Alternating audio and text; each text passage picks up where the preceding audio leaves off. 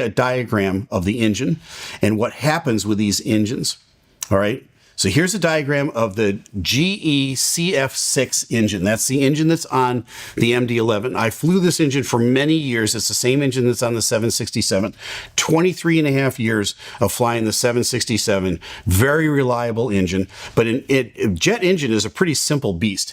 It's got a whole bunch of what's called blades, and they're compressor blades, if you will, lack for a different name for them. There's the fan in the front that's doing the bypass air around the engine, also throwing air into the main part of the jet.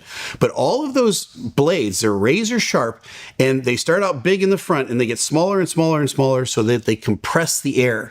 So they're taking the ambient air outside and they're compacting it.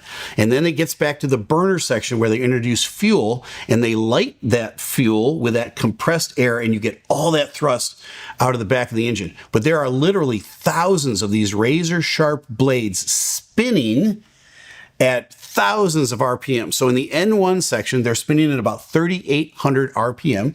In the N2 section of the engine, they're spinning at about 11,000 RPM. If any one of those blades comes apart or departs what it's doing, and in this case, I think it's pretty clear that the number one engine totally came apart.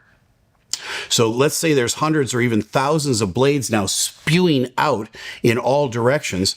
It's like a 50 millimeter machine gun just going off, shooting into the other engine. Now, let me show you another schematic of the aircraft from above. And this diagram of the MD-11 doesn't give you the exact perspective, but those two engines, the one on the left side and the one on the right side, actually sit underneath the fuselage a little bit. So there's actually a direct line from one engine to the other. If you were to get down there and look at it from side to side, it's, you know, the fuselage bottom of the fuselage would be here, and the midline of the engine would be right about here. So as that engine that's spinning comes apart, those blades can go straight and hit the other engine. They can also hit the ground and